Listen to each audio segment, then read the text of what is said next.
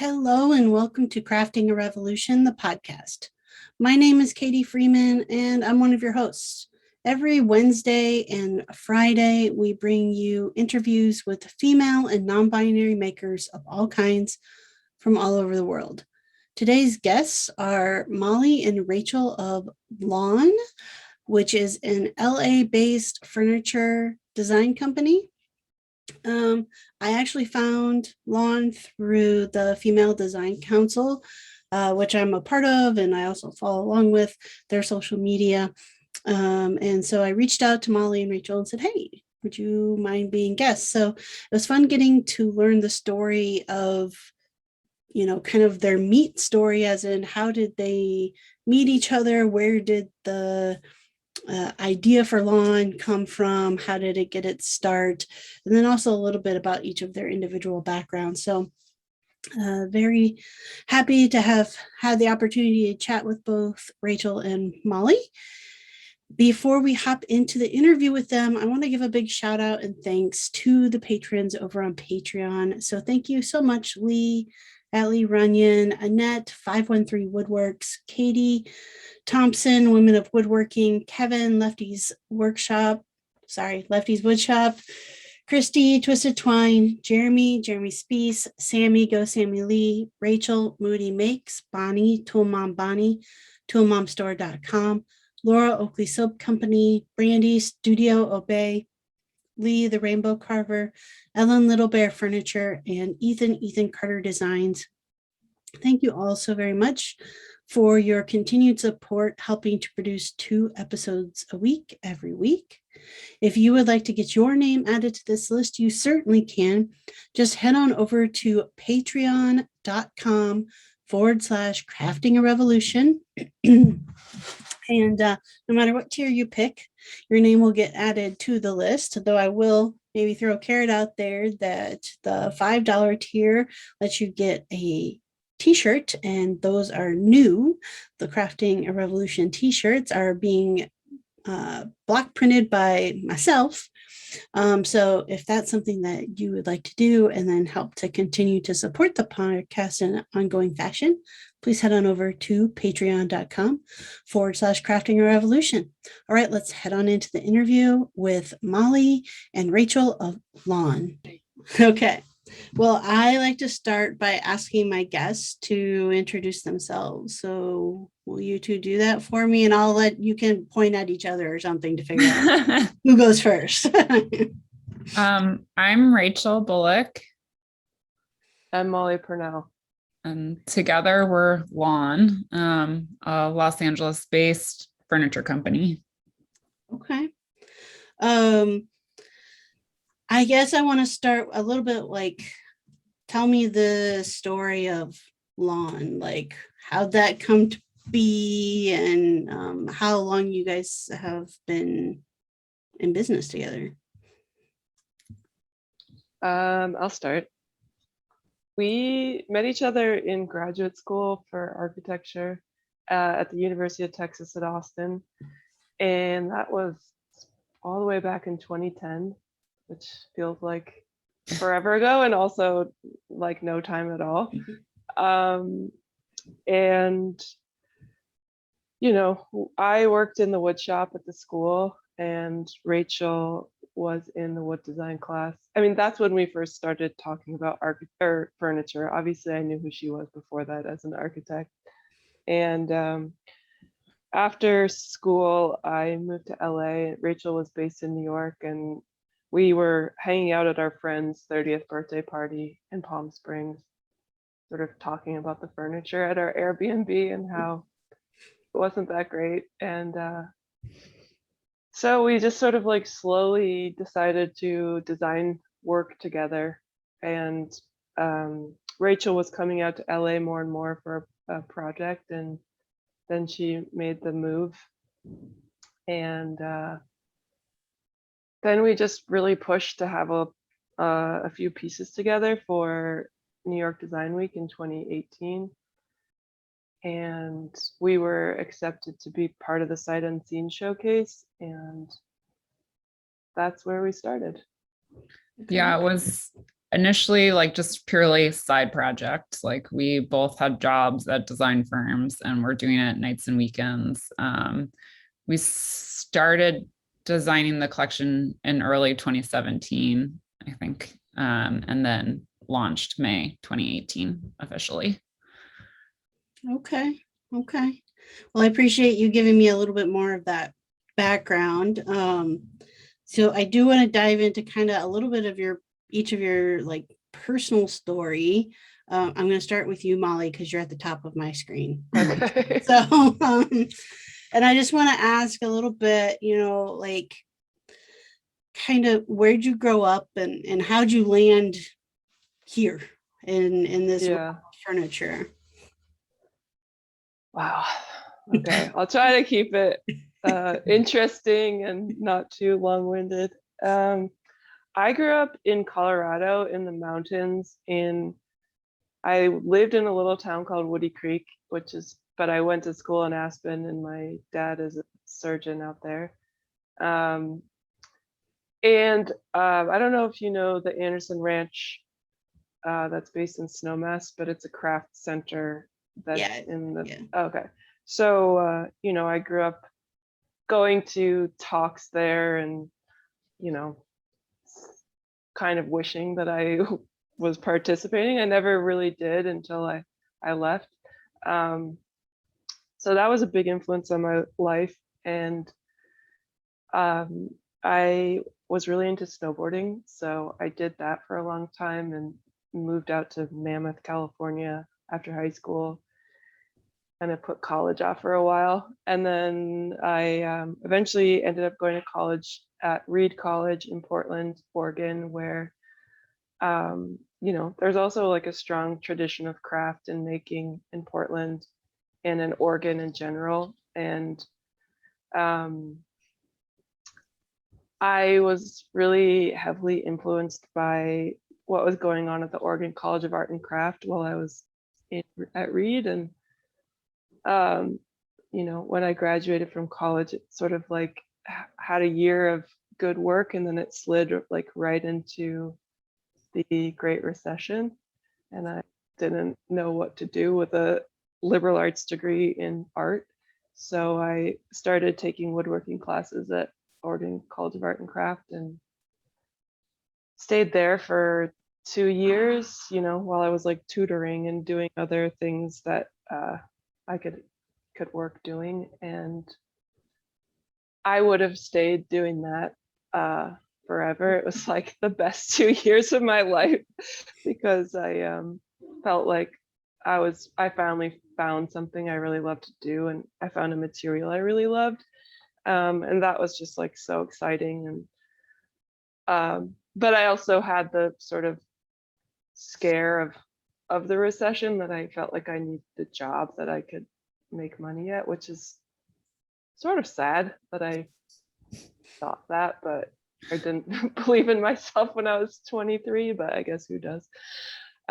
Maybe some people on your podcast really do, but I was like, I wasn't there yet. So I applied to architecture graduate school and then decided Austin was a place I could handle living, and I moved there. And then the rest is history. I guess there's been a lot since then, but I have a family of 2 young boys, like we were just talking about. Mhm. Live out here across the street from my sister, which is cool. And in my ideal world, I could do lawn and then also do like wood turning and making beautiful wood pieces also. So maybe I'll get there eventually. That's an ideal life for me. Okay. And Rachel, how about you? Where'd you grow up and how'd you end up kind of getting to where you're at? I grew up in the suburbs of Detroit, and I went to the University of Michigan for undergraduate, and started out thinking I was going to go a science route, and then took an architecture class and loved it. And so ended up switching to architecture and got an undergraduate degree in architecture. then after college, I lived in Shanghai for a little bit, working in an architecture firm there before moving to New York, where I worked at an architecture firm for 2 years before I went to grad school, where then I met Molly. And so I had a much more kind of like straightforward path through the architecture world than Molly did. And UT has a really great wood design class that's based on wood furniture making that I took and really, really loved. And so was making furniture just kind of for myself on the side, even after I got back to New York post grad school. And then it's funny because we both started out as woodworkers, but we work almost entirely in metal now, which was a result of us we talked for a long time about what we wanted to do before we started designing our first pieces. And because I think we both come from cold places, one of the beautiful things about living in Los Angeles is the fact that you can be outside almost year round. And that's something that I think we both really try to take advantage of. And there's a real appreciation for kind of having outdoor living space here. And we just weren't seeing the same kind of breadth of offerings and outdoor furniture that we were seeing as in indoor. So it seemed like a good place to start. But not wanting to use exotic hardwoods kind of forced us into metal. So we learned how to weld and switched our focus to metal. And I think we'll, at some point we'll work some indoor only wood pieces back into the mix. But it's been really fun working in a different material. And I think certainly for me, I still love architecture, but it's really beneficial to be able to switch scales, especially because when we design buildings, like we don't build any of it. We just draw it. We never execute any of it. And so it's a different part of the design brain, making something that we can make ourselves in the way we interact with our prototypes, because we do all of our own prototyping. And so that kind of physical craft and making really influences, I think, the way that we design and think about design, both for the furniture and just in general. Mm-hmm. Awesome. Rachel, I know you spent time in architectural world. Molly, did you spend time after your graduate degree in architecture? Yeah, I worked at a firm while I was in graduate school, and then I worked at this, I don't even know, it was a design firm where we also made furniture. It was awesome. I mean, we had a metal shop in our office that I didn't really use, but I started to see the possibilities of what we could do. And so we sort of did architecture, but nobody was a licensed architect in our office, but we also made stuff. So it was this kind of fun hybrid office that I learned a ton. And then after that, I went back into straight architecture, where actually Rachel and I worked at the same firm for a couple of years. And we still have a great relationship with the principal of that firm, and we're, working, we do fun stuff together. So we have our feet in both worlds, definitely. And, that's, go ahead. I was going to say, and we actually we ended up starting an architecture company about 2 years ago. So about a year after we started the furniture. So we actually have an architecture branch now as well. Okay. So you design both furniture and structures? Mm-hmm. Correct. Okay. How do you feel like the two then influence each other? Because I mean, they're both design, but I would, definitely different types of design. I mean, we're working primarily at the residential scale in our architecture. So it's nothing too gigantic, which I think that the kind of scale of thinking that we do at the furniture level is really beneficial, because there's things that, of course, the concept of the building as a whole is important, but things that people interact with on a day-to-day basis at the human scale, sometimes I think get overlooked by certain architects that aren't trained to necessarily think that way. So I think that we kind of default to thinking about all those elements as well, because we are also designing in that realm. Mhm. Yeah, and also there's I think there's an opportunity that we're also just like sort of starting now to discover is like the sort of in between furniture and architecture, there's like sort of the folly, or like in a year ago or something like that, here in LA there was a competition for a light to redesign the light post for the city of LA, and we didn't know about it, so we didn't go into it. But there's like the Olympics coming up in LA in I think 8 years or something, and we know that there's kind of always these design opportunities that are kind of not buildings, but the things that people interact with, and that there's like a civic element of that as well that we might kind of fit well into, because we know the world of architecture and we know the world of making. Mhm. So yeah, I mean the first love is definitely making a beautiful piece of furniture that you feel really good sitting in, or like feel really good interacting with material wise. But we like to think in all of the different scales, except for like we're probably not going to design a skyscraper. I mean, you never No. say never, but I don't really want to. Yeah, that doesn't appeal to me now. I mean, I Yeah. guess I could change my mind in 10 years, but I can't imagine that. No, I can't either. I think a house is like the Yeah, biggest. it's like, yeah. Hey, Pond Squad. I would like to give a big shout out and thanks to this week's sponsor, Rockport Works. They offer safety footwear that suits people's occupation and lifestyle by incorporating performance, safety, and style into every shoe and boot. Each shoe features a slip-resistant outsole and a toe cap, varying between steel, alloy, and composite.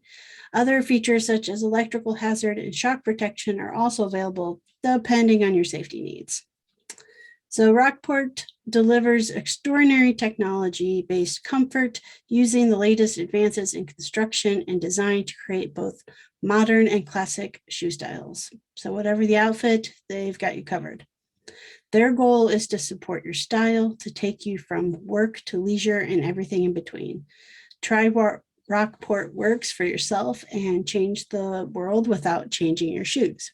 Now, they offered to send me some boots, and I said, hey, look here. I got lots of boots. I got plenty of boots. I really, really, really need a shoe that's going to work for me out in the workshop. Because right now, if I don't feel like wearing my work boots, I'm wearing my tennis shoes. And not only is it hard on the tennis shoes, those aren't really the best to wear protection and safety wise out in the shop.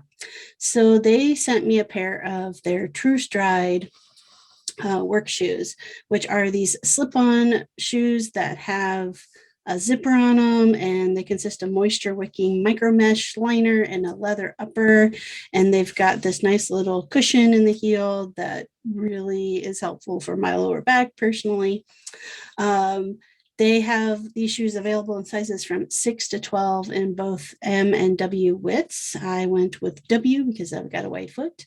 And I'm just going to let you know. So I went ahead and ordered my standard like 8 wides, and they do run a little bit big on me, but I love them even more for that, honestly, because that makes them easier to slip on and off. So I just slip right in, head on out to the garage, do some work, come in, take them off, don't track sawdust all over the house. So it is fantastic. The shoe, besides being super cool and comfy, also meets all ASTM safety standards and requirements. All right, so if you want to try out a pair of the True Stride shoes or any of their other work boots and shoes, head on over to Rockport Works and you can use discount code Freeman 25. That's Freeman, FREEMAN 25 to get 25% off of your purchase at checkout.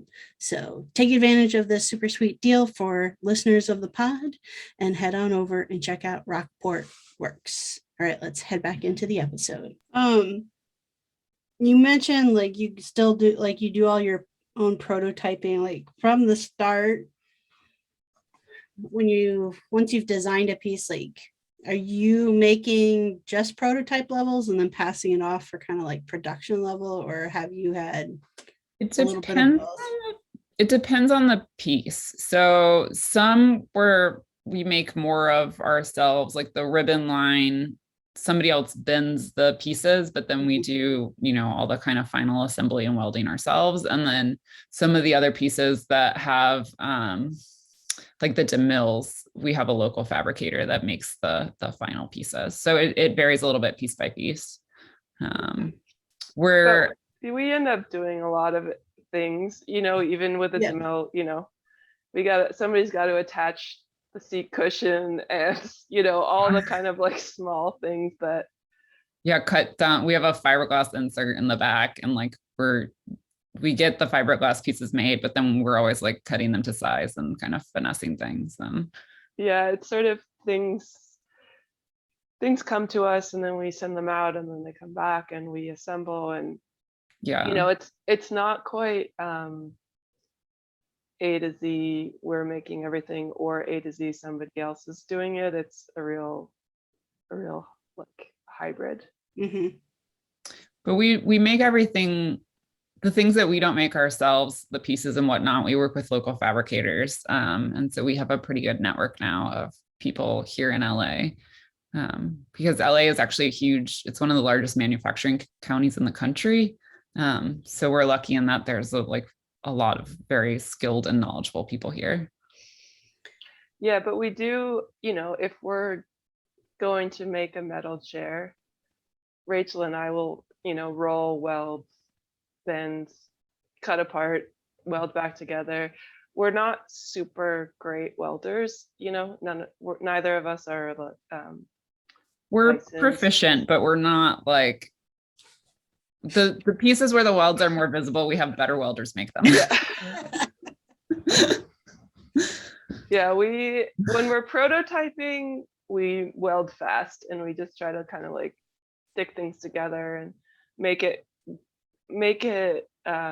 stable enough so we can, sit and test. But then we need to grind up the weld to like take it apart again. We want to be able to do that pretty fast. So we're not. Yeah, go ahead. I was just gonna say that's actually been a fun thing for us in terms of switching to metal, is that like it's so much more forgiving than wood, because like the wood, once it's gone, it's gone. Mm-hmm. But like the metal, because it's more of an additive process, we can cut things apart, add a piece in, weld it back together. Like it's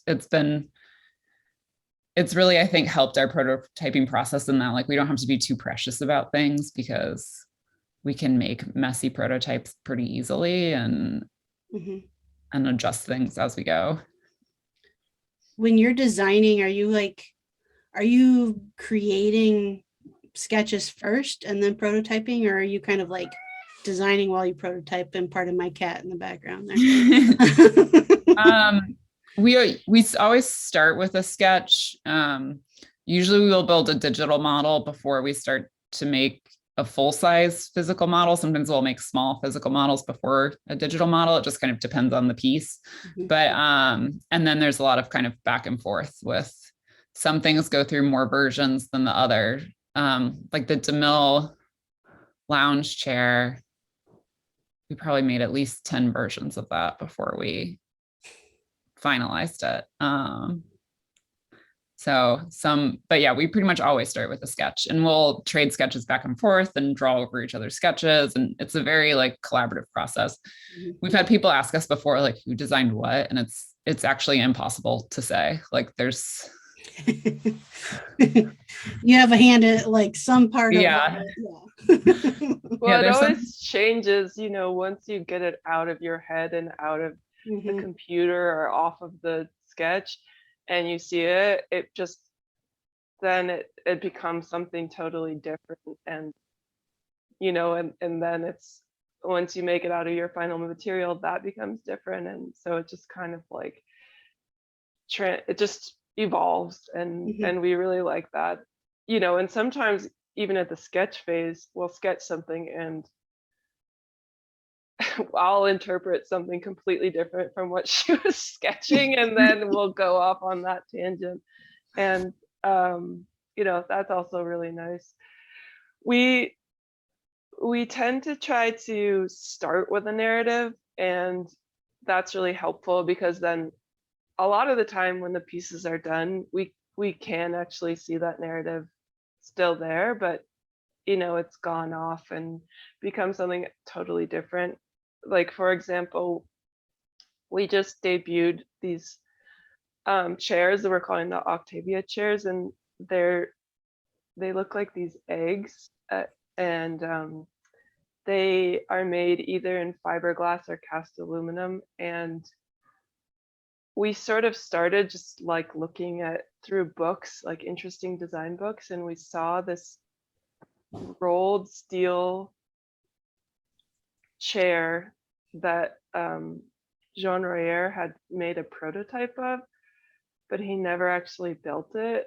So we sort of challenged ourselves to come up with a concept around that. And then at the same time, Rachel was reading Dawn, the book by Octavia Butler, a science fiction book.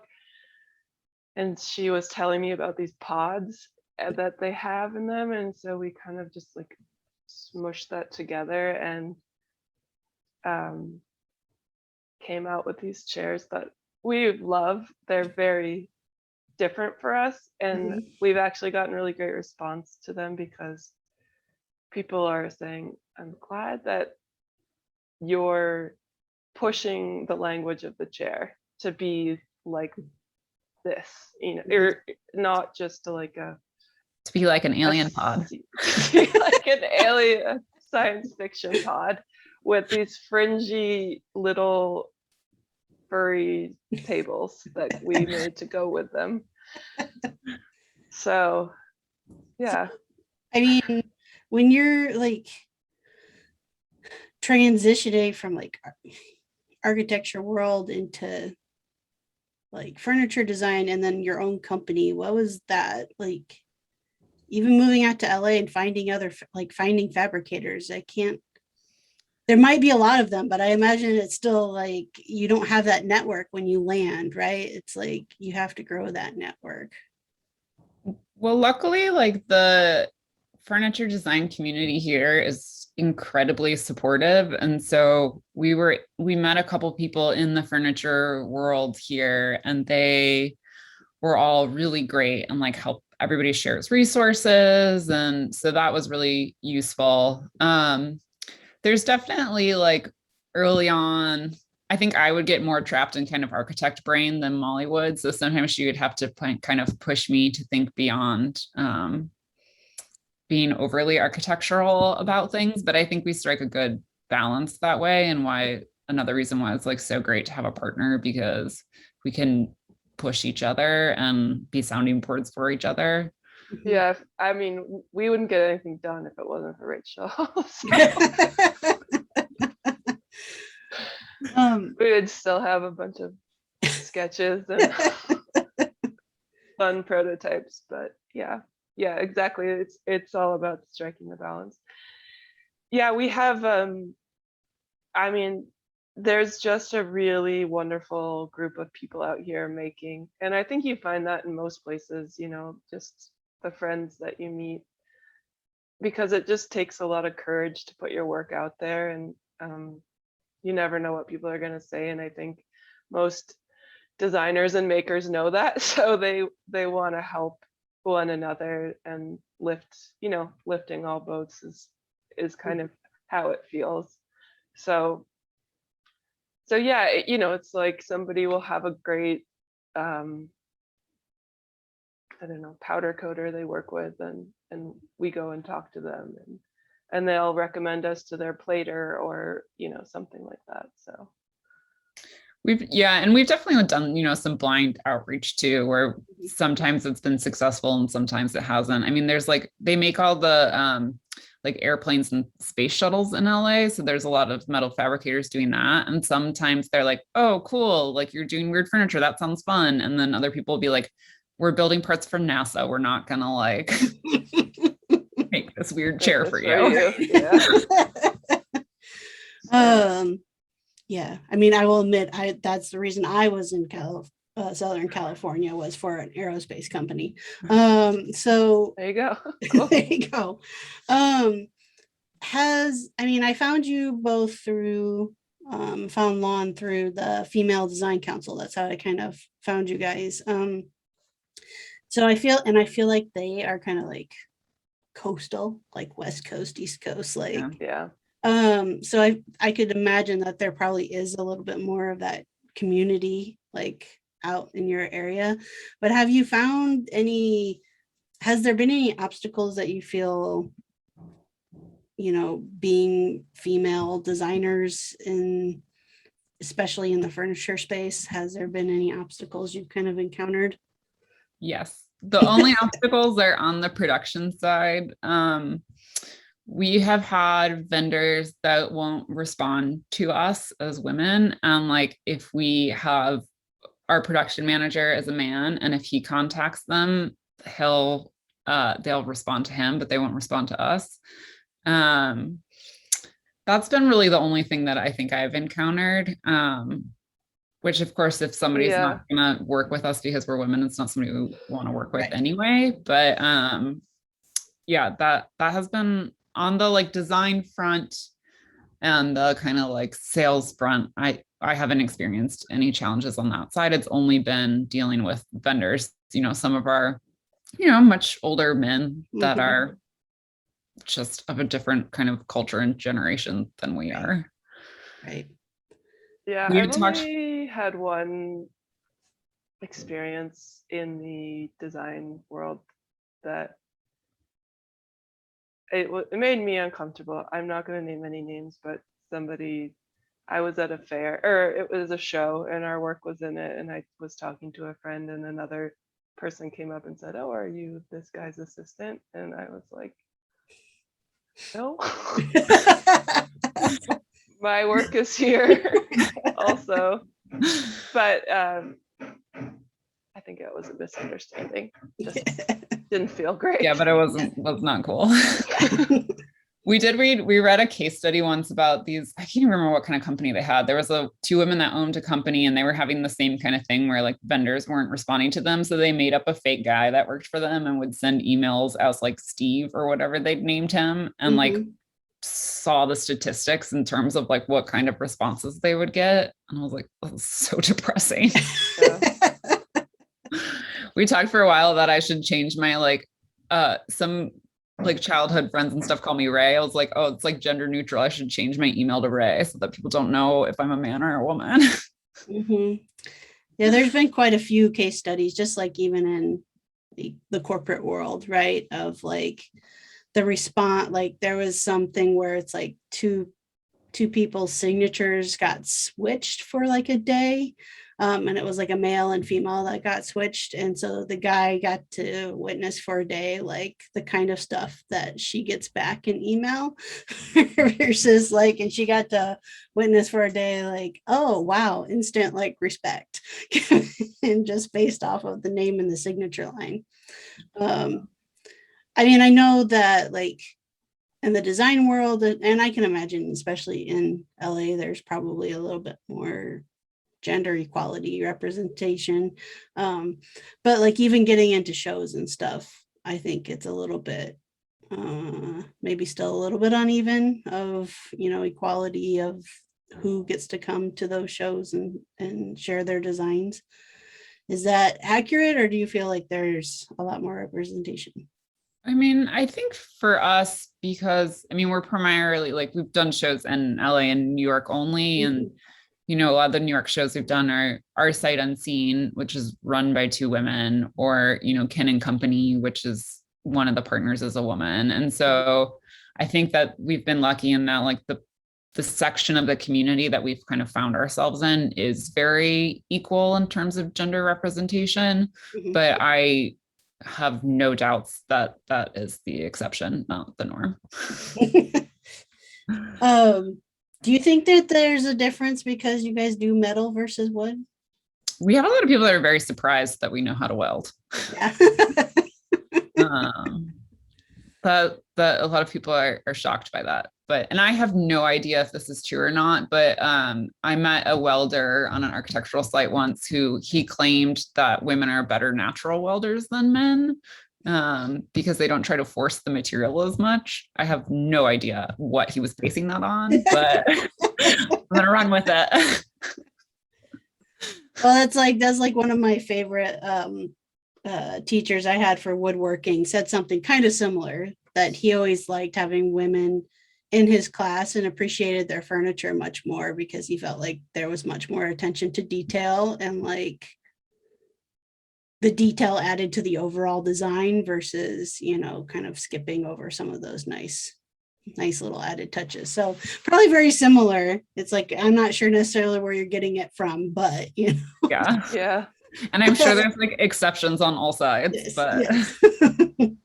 Well, one thing I noticed is, I mean, I don't know again if this is true, but I feel like we ask more questions and admit when we don't know things more often.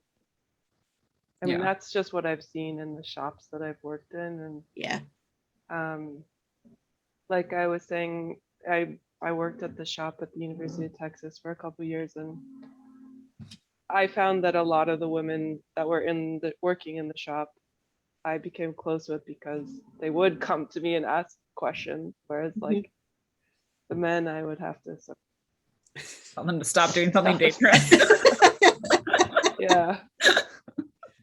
I don't wanna Yeah, I've stereotype, had people on the podcast like who, you know, women who like teach woodworking classes to other women, and they'll say like when they started classes they would have it open to both genders, but they found that whenever men were involved, even though they were being involved as like a beginner woodworker, they like would come in and act as if they knew what they were doing and kind of mansplain to the teacher, even though they had never used that tool before. And then she would find that like the women wouldn't ask questions, like they would defer to this guy who doesn't really know anything, but is acting like he does. So like I think you're spot on. I mean part of it is like our society though, right? We like raise men and we raise boys into men to think that they have to know just how to do these things, but it's like, no, nobody knows how to just walk up to a circular saw and use it. Like nobody knows just how to do that. You have to learn how to do that, regardless of your, you know, gender. Yeah, I think, I mean, we also deal with that in the architecture side too, you know, with other designers or contractors. I think Rachel can speak to that more than I can because she does most of the construction, like dealing with the contractors and everything. But it's definitely not always comfortable. But we have found some really great contractors to work with. So Yeah, and then I we feel like really lucky. Tend to work with them again and again and refer them to clients because yeah. But I mean, I've had experiences like when I worked on one of the projects I was working on in New York, it was a huge project, and on any given day there were 70 people on site, you know, either from the sometimes a client would be there, but mostly construction workers, and I was almost always the only woman there.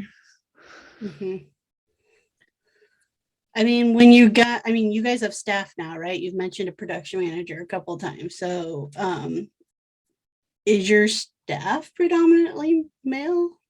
We just added a third partner who's a woman, and then we had an intern who was male, and then our production manager is a male. So all the bosses are girls.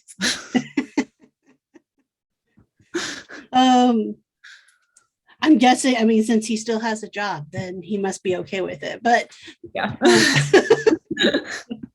Oh, I think he loves it. Like, do you think was there any learning curve for you to go from working for somebody else to being the boss? I think that like my learning curve was like throughout my whole working, like I don't think I could have done this 10 years ago. I think I needed to like because I started having people work kind of under me at architecture firms when I was still at somebody else's firm. And so I think for me, it was kind of like baby steps towards being comfortable. I don't think I'm like way too Midwestern. I don't ever want to like offend anyone. So I don't think I could have like done it when I was in my early 20s, or mid 20s, or probably even late 20s. I think we like needed to wait till this time, to really like be able to do what we're doing. Mhm. Definitely. I don't even know if it's age necessarily, but it's speaking, I mean, for me at least, that I've done all the things I need to do. Like I've got my degrees, I've got my work experience, I've got my experience in the shops. And now I have a business and experience as a business owner. So until I was able to like hit all those marks, I couldn't have done it We're not either. the man that's just like walking up to the tools assuming we know how to use them. Yeah. Like, No, we needed way more preparation. I mean, in hindsight, I wish I had more self-confidence to do the work, or to do this earlier, and kind of like believe in myself to put my work out there, but it just took this time. yeah. It's okay. I remember like when I first started going to construction sites when I was like 22, I would get so nervous that I would always like ruin something every time. I would either like put my hand in wet paint or like step in wet concrete, or like, because I was just so nervous, like being on a job site with all these big dudes. And it took like, 10 years of doing that before I was comfortable yelling at contractors, which I try not to do unless I have to, but sometimes you have to. Sometimes you have to. Yes. What about just running the business? So like, I mean, besides designing and like making, like that's the fun stuff to me. But then you Yeah. have to bring in like people managing, taxes, all kinds of all that other stuff. What's that been like transitioning into? We're learning a We're lot still as learning go. as we go. Yeah. I mean, it's we ended up taking this really amazing business class last year, with a woman named Holly Howard, and she had always only done it, I think, in New York, and maybe once somewhere else. And it was always in person, but then, strangely, the luck of the terribleness and then the luck of COVID made it so she offered it online, and we took that. It was 6 months, and it's really helped us feel confident as business owners. I mean, not that we know everything, or not that we are making tons of profit and things like that, but more just like how to structure everything and to understand your brain in different at different times of your day or different parts of your business, as the entrepreneurial mind or the production mind. I'm not saying these right, Rachel. You probably remember the actual different minds that they were, but it was just a really like incredible experience to have some understanding in business, which you don't learn at a liberal arts school, or I mean, I think it was a aimed class in architecture, but it's like I one didn't pay class that's attention. like how not to get sued. Yeah. Yeah, but it's a class aimed at creatives, which is useful because I think we're all kind of interested in we're creatives for a reason, but the running the business is a lot of work. And it actually was our cohort there was only one man, the rest was women. So That's true. which it's not a class for women. That's just kind of how it shook out. But yeah, I mean, yeah. And one thing that's been kind of amazing is since we started, I have, been pregnant and had 2 kids. And so I couldn't go places very often. And so I sort of took over a lot of managing a business in a certain way. And Rachel then is able to go out and like go to the shop when we need to meet somebody there, or the vendors or fabricators, and I just or like fly to New York for a night and a half, which she did 2 weeks ago to go to a dinner. And so I feel like I've learned so much about being a business owner, and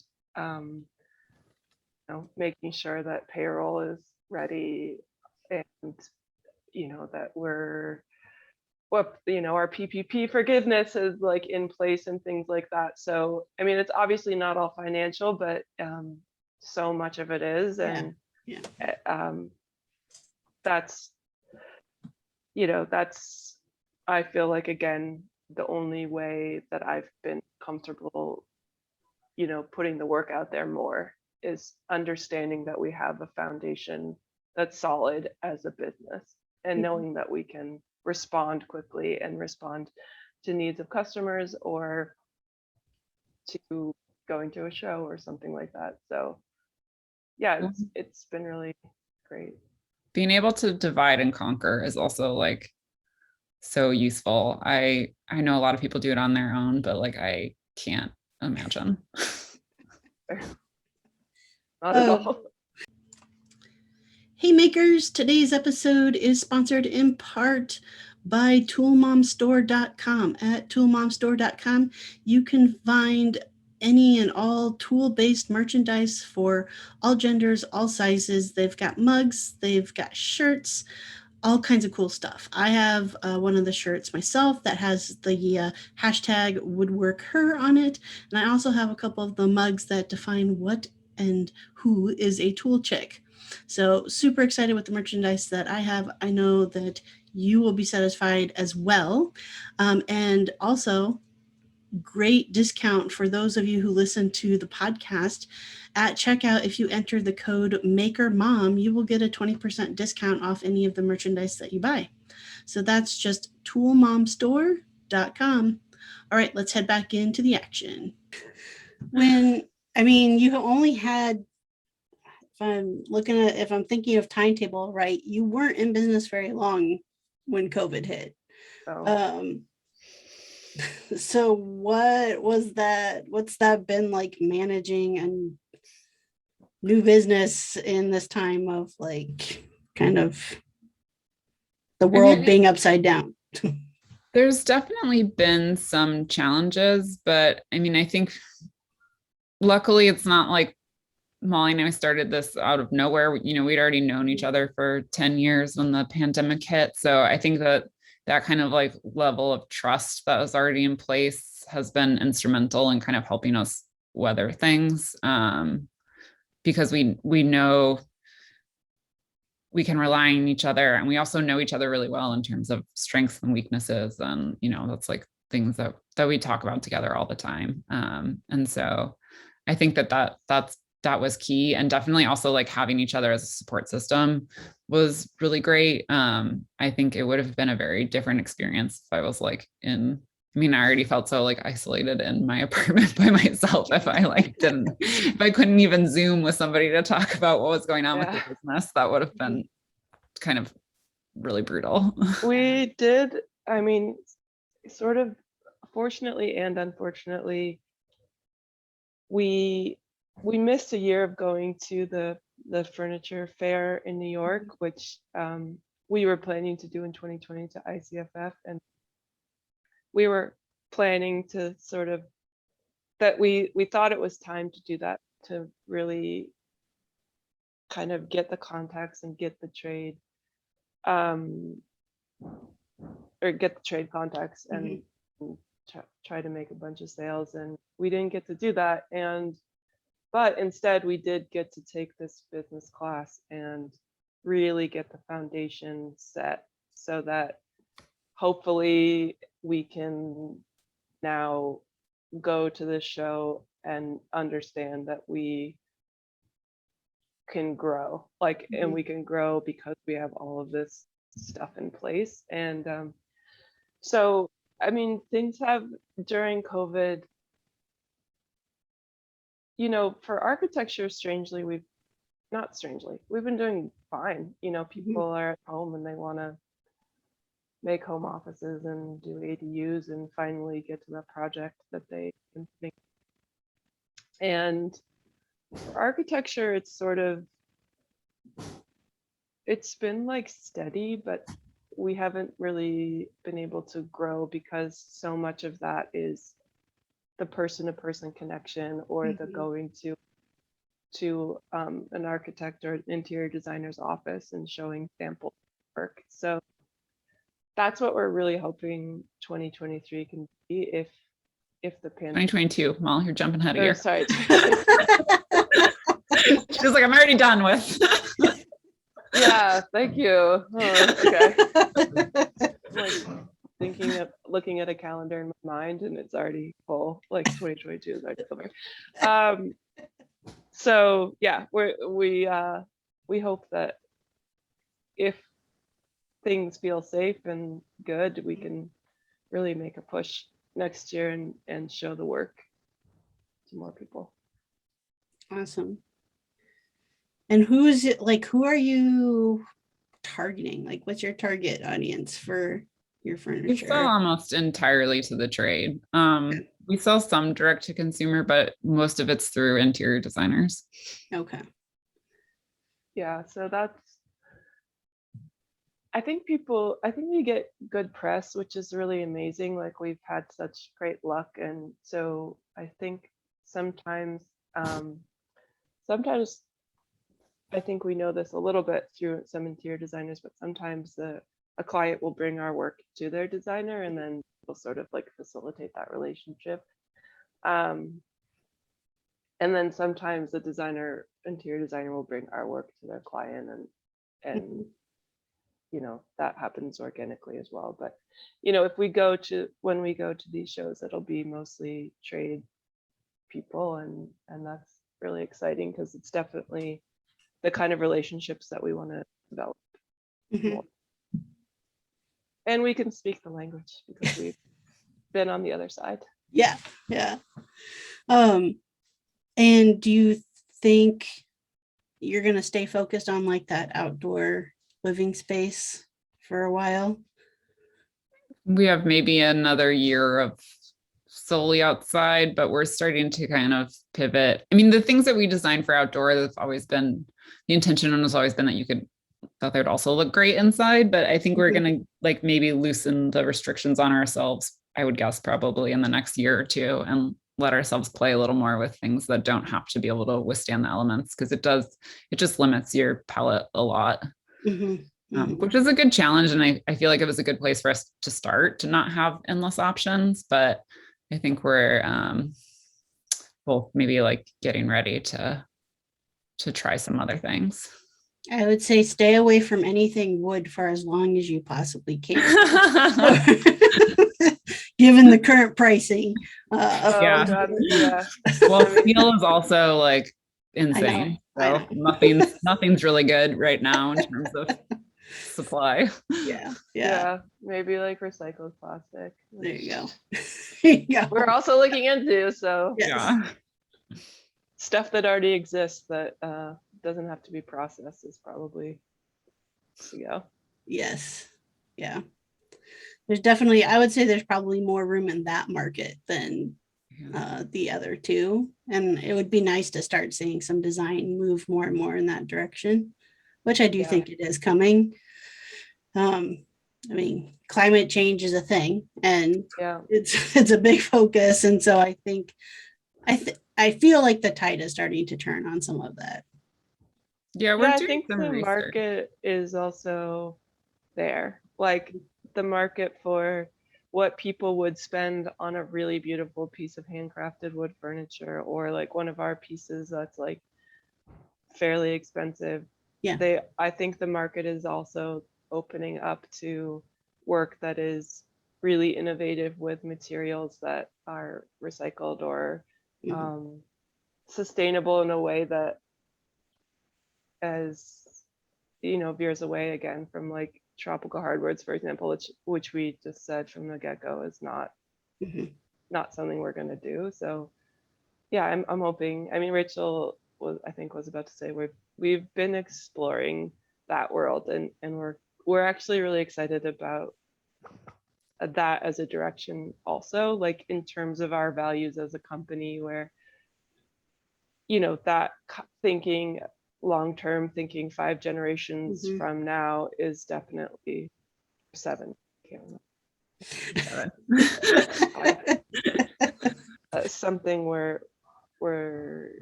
that we value, Mhm. and it's pushing us to think outside of our box also. Yeah, our approach thus far has been like sustainability through longevity in terms of like making things that would be heirloom pieces that would be passed down. But we are like, starting to do some research into like what other avenues are available. Mhm. Yeah. They just involve making a huge melting, or what is Yeah, I it? want to build this like giant like press so we can make our own recycled plastic and I love it. come up with our own mixes and stuff. see if I can talk them into it. Yes, I love it. Get a grant from the government to Yeah, the closest I've really gotten to messing around or experimenting with plastics is resin. And even there, though, it's like I really struggle with this idea of like sometimes putting more plastic out Yeah, into the world. Like I have a hard definitely. time with that. And then the thought of like, yeah, to your point, it's like, how will this really last? Like right Yeah. now, everything's the big trend still is like the resin river tables. And it's like, but I don't know, like one generation from now, how well that joint is going to hold up and if it really lasts. Cause I've walked through like designer showrooms and like resin pieces that aren't that old are like delaminating from the wood and stuff like that. And they want to charge a lot for those pieces. And it's like, so I think there's still a lot of learning that needs to be done with that medium that we're not at a level of like making it sustainable for generations to come yet. Yeah, definitely. I think, can't remember when it was, but maybe a year or two ago, I read this article in the New York Times about art collectors who were collecting pieces in the like 80s and 90s, and a lot of them were plastic kind of or trash based, and they're all starting to degrade, and they were sort of talking about, well, what do you own once your piece of art falls apart or doesn't hold up, and is it the concept, or is it, is it worth trying to preserve something like that? And there was no answer, obviously, but I thought it was really interesting to talk about it. And it's funny that we're talking about this because the reason we started looking into these plastics is like we're developing a line, and it's going to be like on the beach, and we were excited about the sort of like recycled plastic language of like removing it from the ocean, kind of turning it into something. But then we realized like this isn't going to last by an ocean, like with salt like water salt spraying in on the it. air. And it's like so you don't want it to last inside the ocean, you want it to right. But and we knew that pretty much the only thing you could get to last is like aluminum, and it's got to be like, well, it's not even any sort of beautiful patinaed aluminum. It's like powder coated aluminum that like you have to treat and have a cover for. So it's like, it's definitely a challenge to know how to have this sustainability in mind, but then also how to market the piece so that it actually can do and function the way that you want it to. Yeah. Well, you got me thinking. I just spent time, my family and I, we not too long ago, about a month ago, spent time on Lake Michigan for a family vacation. And just like the conversation with the kids and stuff of like all this plastic washed up like on shore, so we would like, if we see it, we pick it up, we throw it away type thing. But it would be interesting even in that space. It's like, well, it would last a little bit longer along freshwater beaches than it would saltwater beaches. Where they do still have that issue, because at first it was like, oh, there's people coming to the beach and just littering, but it's like, no, it's actually washing up from the rivers lake itself and everything. Yeah. That's actually really interesting. We always talk about our like Midwest roots. I was born in Madison, and my husband's from Buffalo, and Rachel's from Detroit, and we think about it, the Midwest and that area all the time, but maybe we should go out there and do a beachside photo shoot like Erie or Lake Michigan or yeah. It's a different vibe for sure, but it is. Maybe I love California, but I always talk about how like the Great Lakes ruin the ocean because I'm just like, oh, why is it so salty? Whereas like my wife was was born in California. She grew up in Laverne and Las Palmas. Yeah, the area. And before moving to Iowa. But so when we lived out there, like she's only ever really seen the ocean. And so her and my kids had never seen any of the Great Lakes. And so that was like, I don't know, that was amazing to be able to watch it through their eyes of like, my kids were like, are you sure this isn't the ocean? And I'm positive. I am positive it's not, but still that feeling of like, you look across and you cannot see land on the other side is always a really amazing feeling. But yeah, the ocean's too salty for me. I'll agree there. Too salty. It's my review of the ocean. Yes. Well, I remember seeing those like $1 million beach houses. And sometimes, pre-kids, especially my wife and I would go to open houses of them because it's like, why not? Let's see how the other half lives.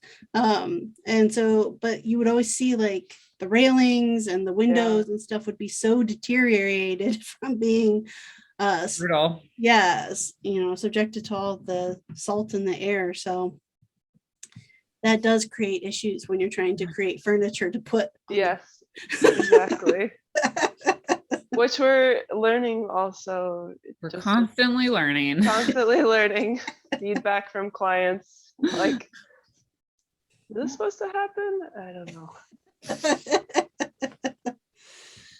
All right. Well, we are at the end of our time together. And I just want to say thank you for joining me and also give you both a chance to let people know how they can find you and follow along with all the work that you're doing. Yeah, the best place to find us is our website, which is launlosangeles.com, LAUNLOSANGELES.com. And also our Instagram handle is at Laun Los Angeles, spelled the same way. We sell our work on First Dibs.